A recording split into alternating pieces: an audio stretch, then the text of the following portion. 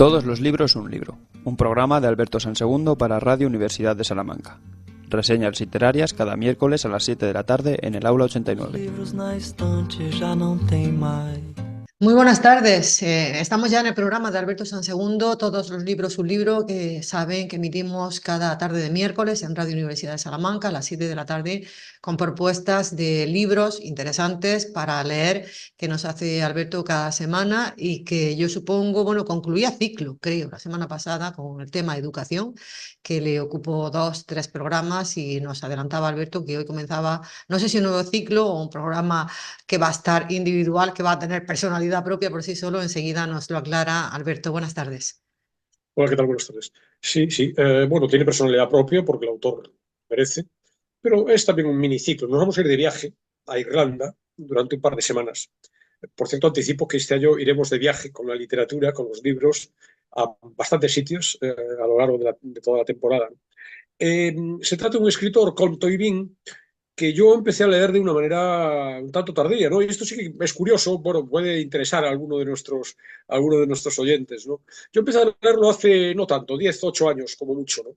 Y es que hasta entonces llevaba apareciendo durante mucho tiempo, ¿no? En los suplementos literarios, en las páginas de cultura de los periódicos, en las revistas, y siempre de una manera muy ensalzando su talento. Pero yo no sé por qué, y esto es lo que quizá pueda resultar curioso, porque puede indicar cómo son nuestros hábitos de lectura y cómo se desarrollan, tenía una especie como de pálpito irracional, ¿no? que me rechazaba, a pesar de que leía las críticas muy elogiosas, rechazaba sus obras. No sé por qué, sinceramente, ¿no?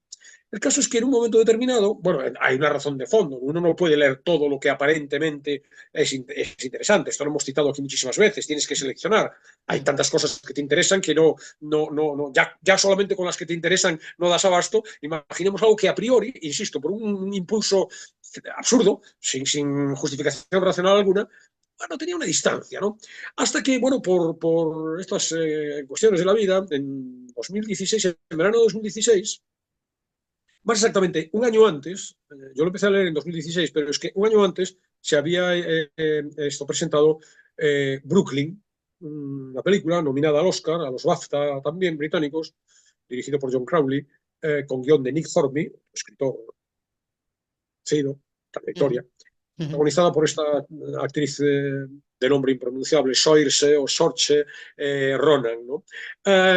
Y bueno, es una película que está basada en la que hoy probablemente era y sigue siendo la obra mayor de Colm Tóibín, por supuesto la más popular, la de mayor reconocimiento público, y a partir de ahí dije, bueno, sale la película, voy a empezar a meterme en la obra de Tóibín, leyendo en principio Brooklyn, antes de ver la película, y a partir de ahí pues también leí un par de libros más, Nora Webster, El Testamento de María, que también son novelas y todas formidables, que me cautivaron realmente.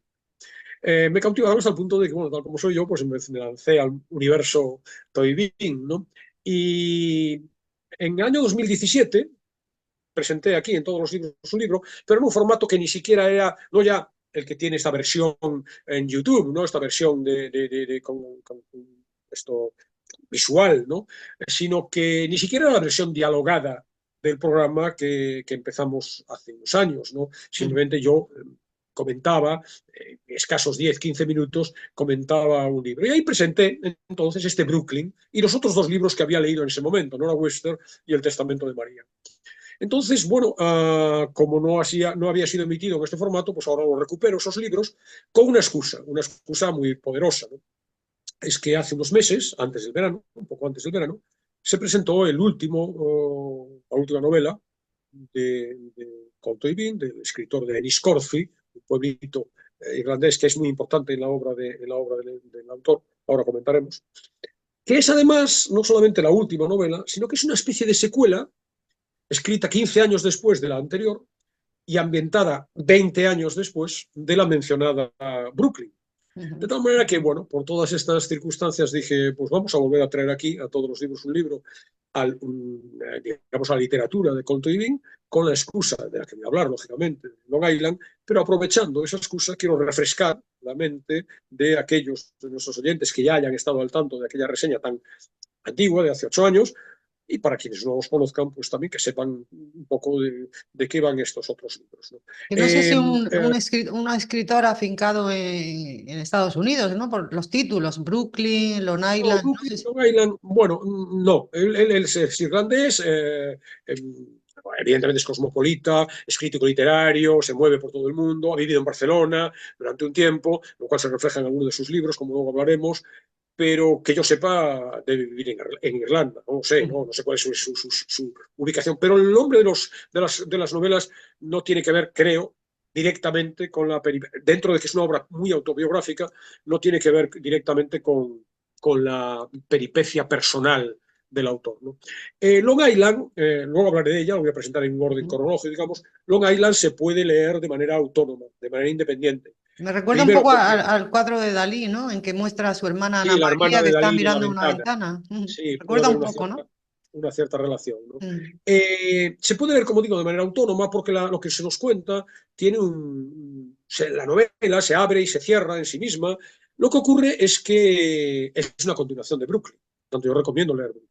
Es verdad que el autor facilita la tarea del que no haya leído la primera novela, porque no solamente la trama es autónoma, digamos, sino que además, bueno, en el transcurso de la narración se nos presentan apuntes salteados aquí y allá, que permiten al lector pues, acceder a los hechos del pasado que van a tener incidencia en los episodios que se cuentan 20 años después. Pero yo insisto, recomiendo primero leer Brooklyn y luego adentrarse en Long Island, ¿no?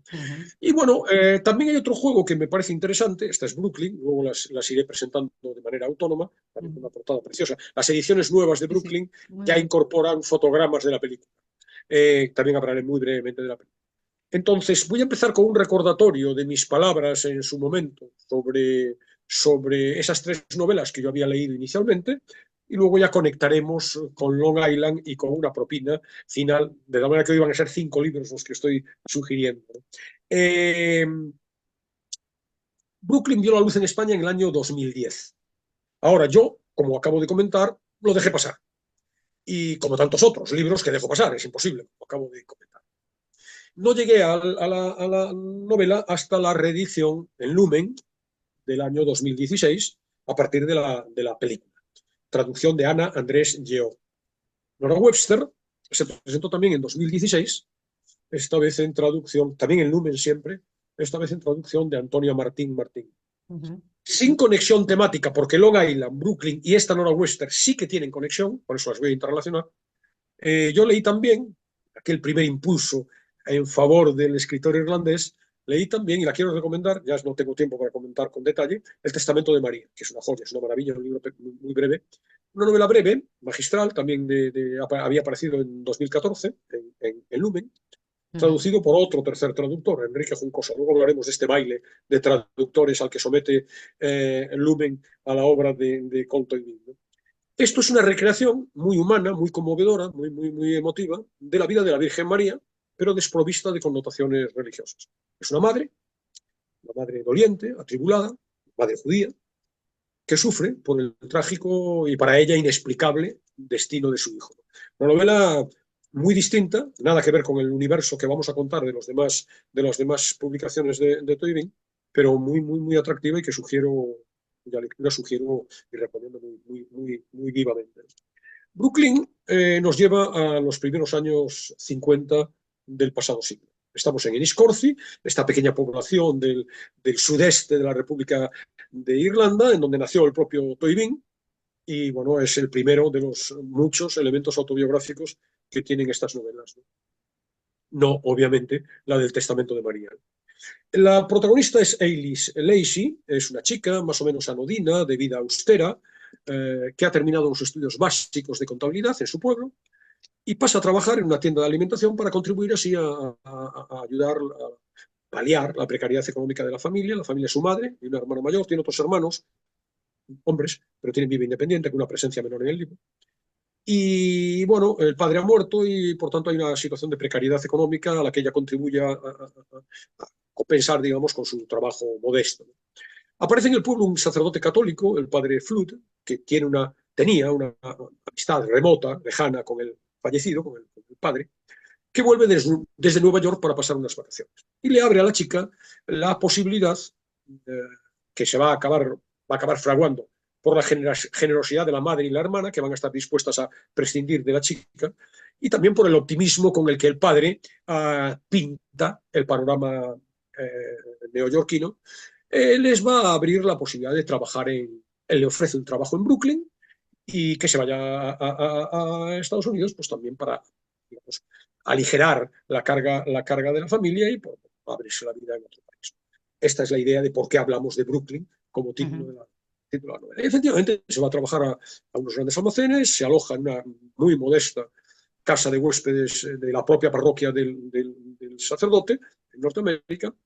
Y el libro nos narra en la primera parte, muy bonita, bonito es un término que da poco riguroso, pero a la vez muy explicativo, ¿no? Es lo que define el universo, a mi juicio. Evidentemente hay más adjetivos, ¿no? Pero define el universo de Cole Tolkien. Son novelas altísimamente recomendables por su calidad, por su talento del autor, pero además porque son muy cercanas, muy sensibles, ¿no? Podríamos decir, si no estuviera muy gastado el adjetivo, muy entrañables, ¿no? Entonces, la primera parte nos narra la muy modesta existencia de Ailís en su pueblo natal, ¿no? Vicisitudes de su trabajo, trabaja con una señorita, la señorita Kelly, odiosa, su vida insustancial, familiar, y luego, sobre todo, y esto es lo sustancial también de la novelística de Tolkien, las interioridades de su alma, esta penetración psicológica en una mujer, eso es genial, es magistral y está en todos en diferentes personajes de las distintas novelas, como luego comentaré. Fíjate que en la película de este primer eje solo quedan apenas 15 minutos, mientras que la novela tiene más peso, ¿no? Es una de las 4 partes del libro. En las partes segunda y tercera de la novela asistimos a la vida de Ailís, en Brooklyn. Entonces, bueno, es una chica inocente, dubitativa, esa perplejidad ante el mundo desconocido, el temor también, una estancia muy triste, los libros están impregnados de un tono melancólico, ¿no? En una pensión que vive, como digo, muy básica, ¿no? Sus inicios en la vida laboral, las actividades caritativas en la parroquia del padre Flood, y que el conocimiento de un chico, un buen chico, Tony, italiano, de origen italiano, con el que se relaciona y que le aporta un poco de luz a esa nueva vida en el nuevo continente, una vida apagada, una vida amortecida, digamos. Y luego en la sección cuarta, y la última, no quiero desvelar gran cosa, aunque no me va a quedar más remedio que hacerlo, porque Long Island es una continuación de la novela anterior y por tanto en Long Island vamos a empezar con datos que presuponen haber conocido lo que ha pasado 20 años antes, ¿no? En la cuarta parte, Ailey se ve obligada a volver a Irlanda por razones que por ahora no quiero desvelar, esperemos que no las desvelen toda la reseña. Y allí lo que ocurre es que, bueno, ocurren cosas que tampoco, y episodios, incidentes, que tampoco querría, digamos, destacar demasiado. Insisto, en Long Island, que transcurre 20 años después, pues lógicamente vamos a partir de una base que presupone el conocimiento de esos hechos. El libro, más allá de la historia, que bueno, seguimos la vida de una chica normal y corriente, común, puede ser cualquiera de nosotros, que en sí misma pues tiene interés, la historia, pero sobre todo por esta capacidad de penetración en la personalidad de el desconcierto ante la vida, su aprensión, el miedo ante el futuro incierto, la soledad, el desamparo, la tenacidad en el estudio, su bondad, la timidez, los miedos, la búsqueda de identidad y un lugar en el mundo, tanto aquí como allá, tanto en Irlanda como en Estados Unidos, todo mostrado con sutileza, con sensibilidad, con belleza, con emoción, como decía, y un escritor muy talentoso, ¿no? La chica se mueve permanentemente entre los dos escenarios. Por un lado, cuando está en uno de ellos, añora el otro. Está en Brooklyn, recuerda apenada y con nostalgia esa existencia pueblerina y limitada, pero a la vez acogedora, a la vez familiar, ¿no? Entonces, bueno, cuestiona su vida triste, su vida desconsolada en ese país ajeno, aunque luego la aparición de Tony, como digo, introduce un poco de claridad, de luz, de ánimo en aquella vida. Puedo decir que se casa en secreto con él, y entonces es en la cuarta parte, como decía, cuando tiene que volver a su pueblo, a Enniscorthy, por razones que no nos interesan en este momento, y de nuevo surge la incertidumbre en el otro sentido. Aquí hay el recuerdo de la felicidad tímida de los últimos días de Norteamérica, pero a la vez vuelve al contacto con su madre, con los amigos, en particular con Jim Farrell, y que nuestros oyentes se queden con este nombre. Jim Farrell era un amigo de infancia, con el que entonces, ya casada entonces con Tony, pero ese dato lo desconoce todo el mundo en Irlanda, ni se lo ha dicho a la madre, ni a los amigos, ni a la familia, vive un tímido también atisbo de romance que alienta la mejor amiga de ella, Nancy, que tampoco conoce la circunstancia neoyorquina. Y me quedo con los nombres: Jim Farrell, el amigo; Nancy, su amiga, por razones que luego veremos porque van a reaparecer en Long Island. Entonces, bueno, añora la vida neoyorquina, pero a la vez empieza a encontrarse de nuevo protegida en ese acogedor clima irlandés. Se encuentra en realidad, fíjate este párrafo muy indicativo, no solamente de este ánimo de la chica, sino de la escritura de Toynbee, ¿no? Se sentía extraña. Era como si fuera dos personas. Una que había luchado contra dos fríos inviernos y muchos días duros en Brooklyn y se había enamorado allí, y otra que era la hija de su madre, la Eilish que todo el mundo conocía o creía conocer. Bueno, esta es la idea fundamental. Una chica que nos traslada a la personalidad de esta chica, a sus miedos, a sus deseos, a sus anhelos, a sus sueños, a sus incertidumbres, ¿no? En una entrevista que yo le he leído a Cole Toynbee, que es muy interesante, se prodiga bastante también, porque bueno, es muy conocido, muy traducido, y por tanto está en el mundo literario muy presente, ¿no? Decía de Brooklyn en concreto: una novela no trata de grandes conceptos, de cosas abstractas, sino del frío, los colores, los sabores. Y Brooklyn trata del encuentro de una joven irlandesa con el nuevo mundo, especialmente con el amor, y de lo que pasa cuando un inmigrante es extranjero en los dos países, e incluso de sí mismo. Aquí está el tono, aquí está la idea esencial, no voy a contar más, la idea esencial, el tono, esta atmósfera de íntima, melancólica, triste, pero muy sugerente y además universal, porque nos encontramos todos identificados de alguna manera o de otra, no estrictamente con los datos de las circunstancias concretas, pero sí con los estados de ánimo, sí con las vivencias, sí con los sentimientos. Nora Webster también se produce un fenómeno parecido. Es un hilo argumental leve, trivial, no tiene demasiada trascendencia, una vida de alguien más o menos común, normal, pero con una densidad emocional, una profundidad en el análisis de los sentimientos, de los deseos, de los impulsos de los personajes, que su lectura se hace inolvidable y, por tanto, muy recomendable. Aquí la historia es mucho más autobiográfica que la de Brooklyn. Lo ha confesado abiertamente el autor. Esta es la historia de su familia. Cole Toynbee tiene 12 años cuando muere su padre en 1967.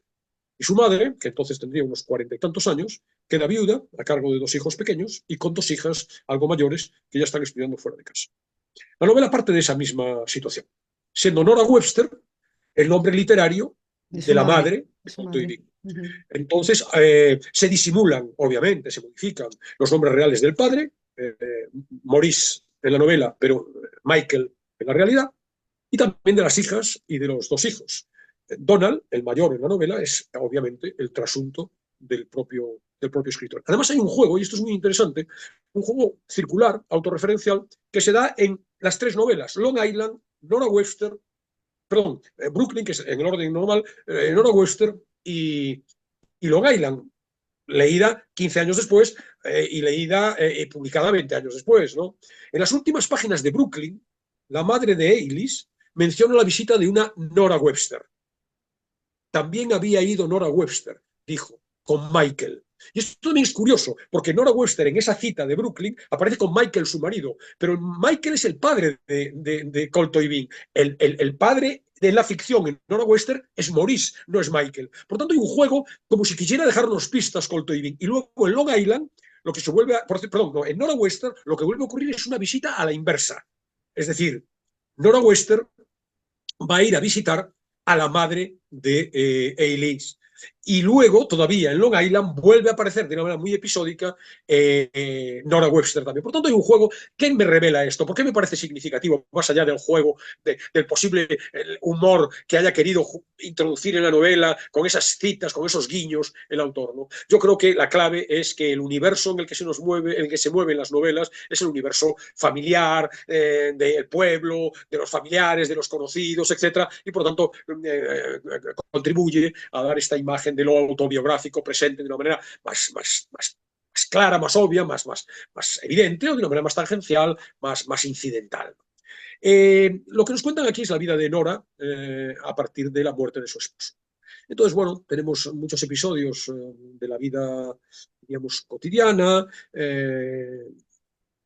Bueno, las tareas administrativas y contables, la intransigencia de su jefa, la simpleza de una joven compañera de oficina, una insólita, muy llamativa reunión sindical, la afición por la música de la mujer, la relación sobre todo con los hermanos de su marido fallecido, Jean y Margaret, y sobre todo los hijos. Hay una frase muy reveladora que en cierto modo es uno de los núcleos de la novela. Todo se centraba en los 4 hijos, en su futuro. Una madre entregada al desarrollo de sus hijos, con anécdotas, ¿no? La tartamudez de Donald, que probablemente es trasunto de la propia tartamudez del propio Contoivin, los peligros de la hija mayor, que quiere viajar a Dublín en autostop, la implicación política de la otra hija, las preocupaciones que ello supone en su vida, bueno, cuestiones de la vida cotidiana, y a partir de ahí, sobre todo, los cambios que introduce la viudedad en la vida de Donald. Una depresión, un hundimiento, una tristeza, una soledad muy poderosos inicialmente, y luego poco a poco va renaciendo una suerte de ilusión. Como ves, siempre estamos en el territorio de los sentimientos, de las emociones, de lo íntimo. Entonces, bueno, poco a poco se implican las reivindicaciones laborales de la empresa, empieza en una clave de la obra de Toynbee, empieza también a interesarse por los conflictos políticos en Irlanda, es decir, ese marco conflictivo de Irlanda está muy presente en las preocupaciones del autor. Le gusta mucho la música y por tanto va a audiciones, va a grabaciones, va a conciertos, pero en definitiva la vida sigue, no hay nada excepcional, no hay nada demasiado relevante, no hay nada extraordinario. La clave, una vez más, es la vida interior del personaje, que como en Brooklyn, Toynbee nos cuenta con una maestría talentosa.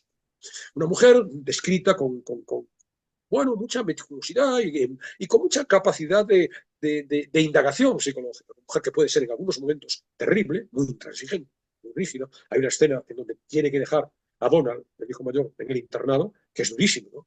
La mujer puede ser controladora, quisquillosa, muy antipática, incapaz en realidad, quizá, de amar a sus hijos, pero a la vez alguien perdido, lleno de dolor por la viudedad. Era el mundo lleno de ausencias, describe su vida. El mundo lleno de ausencias. Muy bonito, ¿no? Muy triste, pero muy bonito. Bueno, sufriendo su soledad de entrada y poco a poco, pues es una mujer que ansía su liberación, que encuentra la ocasión de realmente, vamos a decirlo con este verbo que no me gusta demasiado, pero bueno, yo creo que es descriptivo, que es encuentra la posibilidad de su realización personal. Entonces, lucha por el crecimiento personal, encontrar un espacio propio que la presencia de su marido imperceptiblemente le quitaba, desarrolla su vertiente artística y se cuestiona. Oye, hay otra frase muy descriptiva en donde yo creo que cualquiera se puede identificar. Se preguntaba si era la única persona que no tenía nada entre la grisura de sus días y el absoluto esplendor de la vida imaginada. Esto es muy bonito, ¿no? Es decir, nuestras vidas mediocres, normales, sin nada del otro mundo, sin grandes intensidades, y sin embargo los sueños, ¿no? El esplendor de esa vida imaginada. Además de este juego, de una historia, bueno, interesante en sí mismo, porque las vidas de otras personas siempre nos interesan y por lo tanto que nos cuenten sus peripecias vitales es atractivo y que nos las cuenten bien, mucho más. Además de ese otro frente que es lo psicológico, la penetración, he dicho, en las almas de sus protagonistas.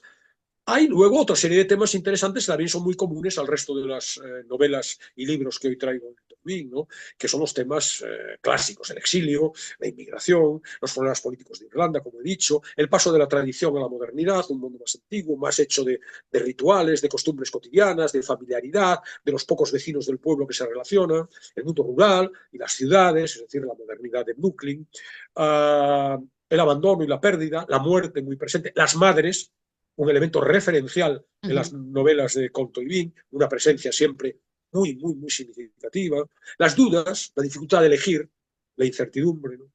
Y sobre todo el tono, ¿no? Esto que he dicho, el tono poético, delicado, el modo muy sensible de contar historias, capaz de mostrarnos el autor magistral, capaz de mostrarnos lo íntimo, la pena, el silencio, el peso de la ausencia, lo insignificante en apariencia, pero en realidad lo que constituye el núcleo verdaderamente revelador de nuestra vida, las emociones, los secretos. Le Fíjate, interesan sobre todo las mujeres. Van 2 libros y sí, van sí, 2 mujeres. un libro extraordinariamente femenino. Voy a introducir un dato. Unos libros, una literatura extraordinariamente femenina. Contoivin es homosexual. Y no lo sé si eso tiene que ver con su mirada. Bueno, también En estaba cualquier pensando caso, en Pedro Almodóvar, ¿no? Que siempre se ha dicho que ha reflejado el universo femenino como pocos directores de cine, ¿no? Yo estaba pensando todo el tiempo en Pedro Almodóvar. sí, hablaremos de Pedro Almodóvar dentro de un rato cuando presente el quinto de los libros y ya verás por qué razón.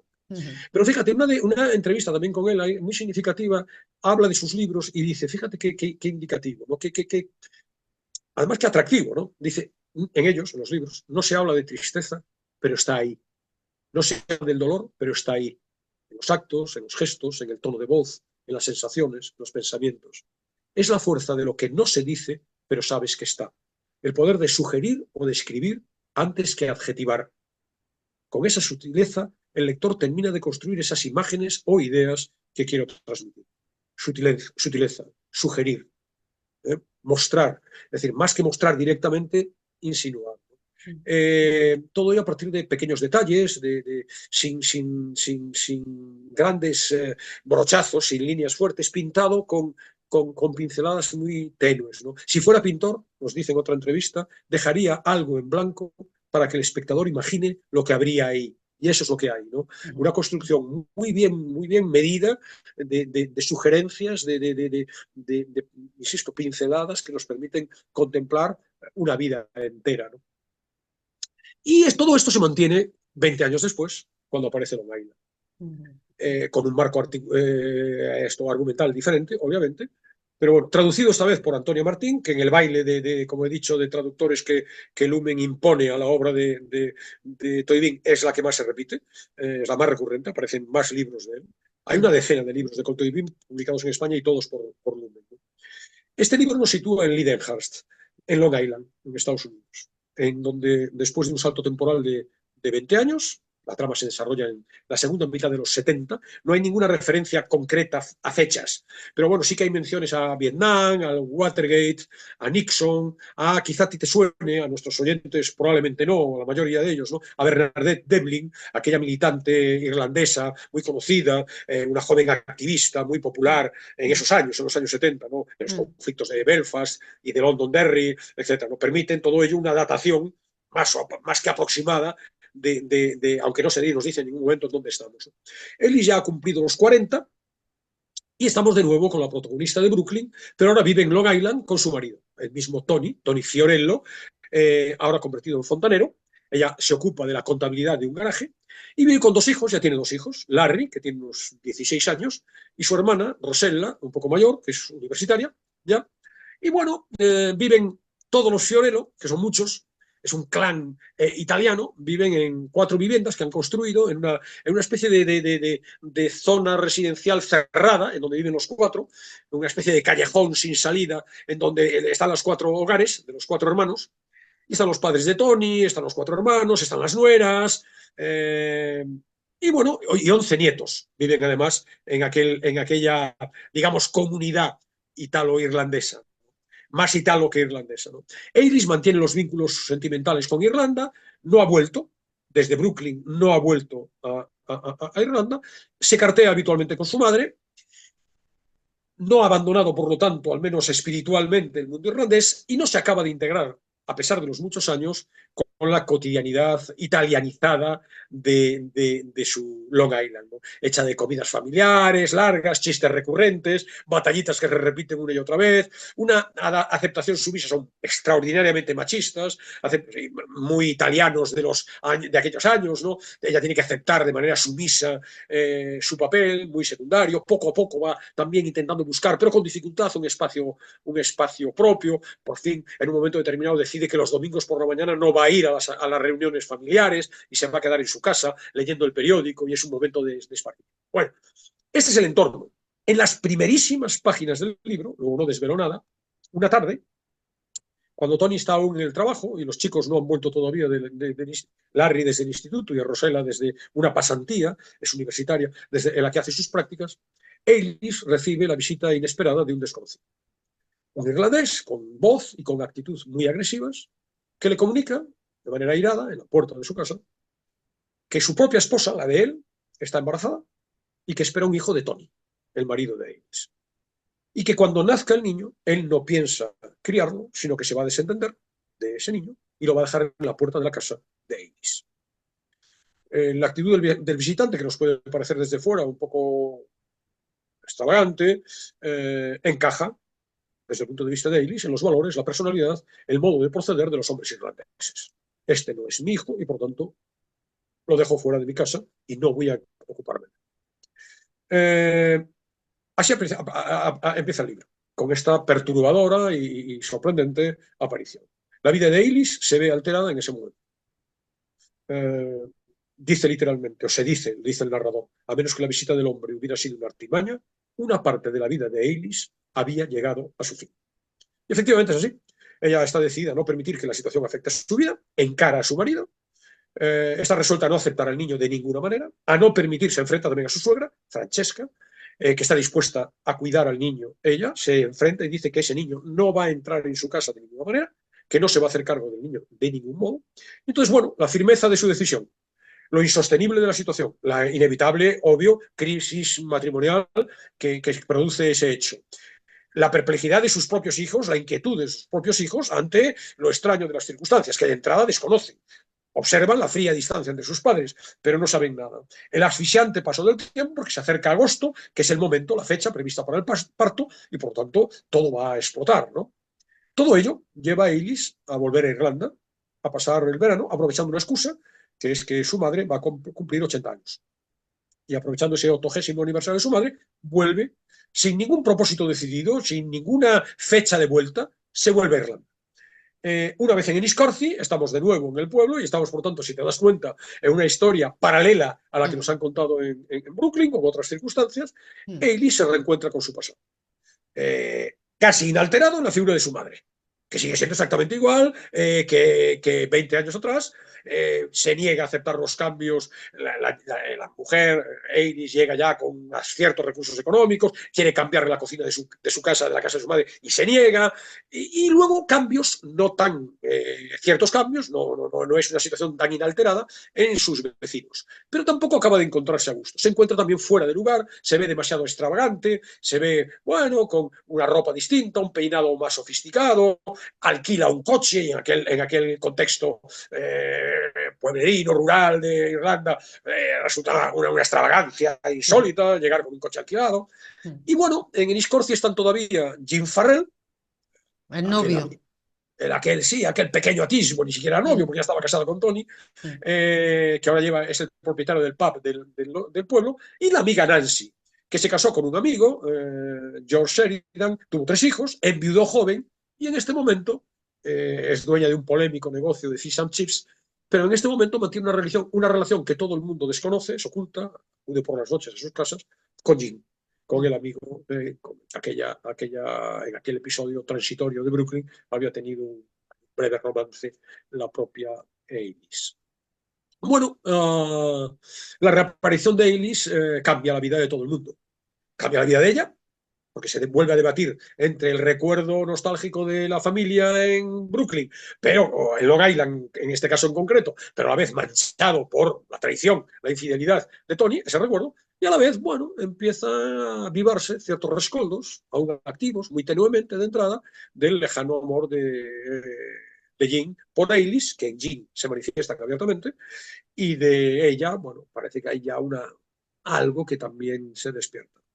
Eilis vacila, porque de nuevo su incertidumbre, sigue siendo la mujer 20 años después, sigue siendo una mujer que duda, vuelve a encontrarse ese juego dual, esta encrucijada, pues de nuevo se vuelve a dar con una diferencia en este caso, que tiene que ver literaria, que es que aquí la voz no solamente, la acción no solo se centra en el personaje de la chica, sino que también Toynbee nos cuenta la perspectiva de Jean y de Nancy, que también se debaten en las mismas dudas, porque Jean tiene una relación con Nancy, pero ahora aparece Eilis. Y Nancy, a su vez, siempre tuvo dudas de casarse o no casarse con Jean, porque el recuerdo de su marido muerto pesa muchísimo en su vida, y todo esto se aviva y se pone en un primer plano.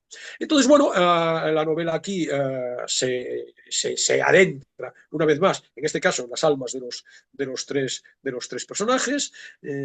Jean ve la existencia apacible, tranquila, con Nancy, que era el horizonte que tenía, pero a la vez ve, claro, el riesgo de intentar una historia con Eilis que supondría ruptura, viajes posiblemente a Estados Unidos, y lo mismo cada uno de los tres mantienen esas dudas. Y es esa triple perspectiva lo que constituye el núcleo central de una novela espléndida, que además de contarnos, en este caso, con más detalle, muchos sucesos externos, porque tenemos remembranzas de la vida de Long Island, del entorno italoamericano, las conversaciones que mantiene Eilis con sus hijos en Estados Unidos, con Rosella y Larry, que se van a incorporar está previsto que ella se vaya en el verano a Irlanda, pero más adelante irán sus hijos, lo que efectivamente ocurre. El trabajo de Ailey, se recuerda el trabajo de Ailey en el garaje en el que trabajaba en Estados Unidos, los parroquianos del pub de Jean, los problemas que tiene en su negocio Nancy, la boda de una hija de Nancy, que también está presente a lo largo de toda la narración, bueno, unas compras en Dublín, un paseo por la playa, los chismorreos de los lugareños, los encuentros muy tiernos, muy románticos de Jean y Nancy por la noche en la casa de Jean, bueno, historias de la vida cotidiana, sin gran trascendencia, pero como no, que constituyen el marco en el que se desarrolla lo que de verdad es importante, que es una vez más, como en Brooklyn, como en Nora Western, pues la vida interior de las criaturas creadas por Toynbee, ¿no? Entonces, adentrarse en la personalidad, en los pensamientos, en las impresiones, en los sueños, en las frustraciones, en los anhelos, como decíamos, en los deseos, en la búsqueda de la felicidad, en la soledad, en la desorientación, en la tristeza. Es decir, bueno, seres humanos. Temas que nos afectan a todo el mundo, en definitiva. Claro, nos afectan a todos, ¿no? Y ahí sobresale, claro, una vez más, la inteligencia, la agudeza, la capacidad de introspección psicológica de Cole Toynbee, que por cierto el apellido lleva dos acentos, Alberto. Se los acentuó a la O y se y acentuó a la última I. Así es, ¿no? Entonces, bueno, entrar en lo íntimo de los personajes, que en el fondo es entrar en nosotros, y es uno de los grandes alicientes de la literatura. A través de las vidas de otros aprendemos sobre nuestras vidas, nos reconocemos en ellas, y por tanto, extraordinariamente interesante. Las tres novelas, El Testamento de María también. No, dicen que con los irlandeses además nos unen muchas cosas, a los españoles. Sí, bueno, y sobre todo los gallegos. Esa tradición católica sí, bueno, sería una de esas cosas, ¿no? Entonces, bueno, expuestos a ello, yo con este nuevo libro de Long Island dije, pues vamos a leer, en estos años he leído, vamos a leer otro libro más de Toynbee, y también lo traigo. Además, un género que no es muy frecuente en todos los libros, que son los cuentos. Esta es una recopilación de cuentos, madres e hijos, en donde ya el título ya es indicativo de los... Son muy bonitas todas las portadas, ¿eh? La verdad es que son muy bonitas todas ellas. Esta es muy singular. Tiene una historia. Pues. Ahora hablaremos. Es una botella de aceite que no sabemos si será aceite. Ahora que van a subir de nuevo el IVA del aceite. Las flores, un bodegón moderno. Muy bonito. Bueno, ahora hablaré y quiero hacer una pequeña acotación con respecto a la portada. Pero antes quiero decir que está aquí una de los ejes de la obra de Toynbee, ¿no? El problema de las madres, ¿no? La relación con las madres.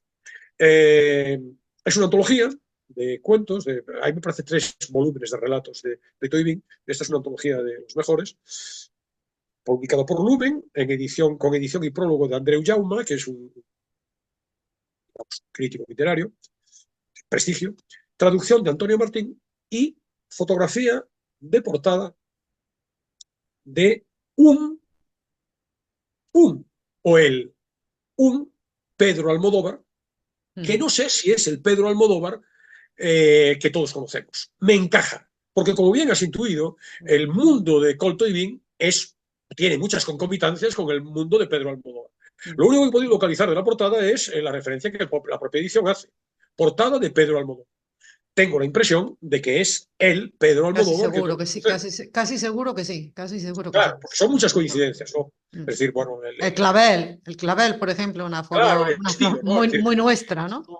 Claro, incluso cierto tono, tiene cierto tratamiento cromático, ¿no? Sí, que puede el fucsia con Almodóvar, ¿no? Pero luego, sobre todo, es que hay una vinculación temática muy, muy clara, ¿no? Entonces, bueno, que tú misma has detectado desde el primer momento, a partir de mis palabras, no ya a partir de los textos de o sea, yo creo que tenemos telepatía, Claro, es evidente. Entonces, bueno, aquí hay cuentos, no voy a detenerme demasiado en ellos, en donde con una serie de ejes que son los clásicos de todos los demás libros, ¿no? Sobre todo, en este caso, las relaciones familiares, en particular las materno-filiales. Hay algún cuento, una canción, por ejemplo, se llama una canción, es auténticamente genial, un viaje, el quid de la cuestión, en donde aparecen algunos de los personajes también de Long Island y de Brooklyn.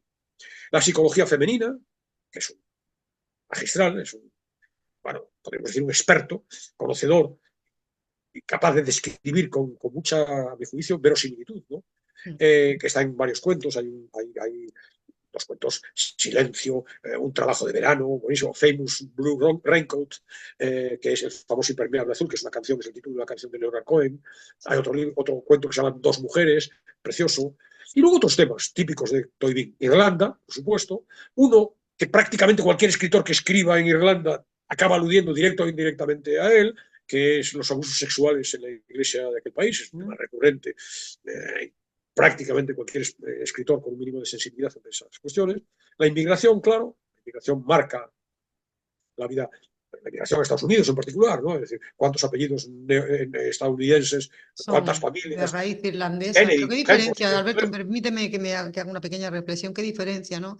De esa inmigración irlandesa a Estados Unidos a la inmigración que estamos padeciendo en estos últimos días, ¿no? Con todo lo que ha pasado en la isla del Hierro, ¿no? Quería hacer también una reflexión, ¿no? Qué diferencias grandes. claro, y es verdad que si uno lee historias sobre la inmigración irlandesa o otras inmigraciones, y la terrible isla de Ellis, ¿no? De Ellis, perdón, mezclo con el nombre de la protagonista de Ellis, donde se detenían los barcos que venían de Europa y tenían que pasar unos exámenes muy severos de sanidad, etcétera, y los devolvían en muchos casos a sus países de origen. Era dura la inmigración, había filtros, ¿no?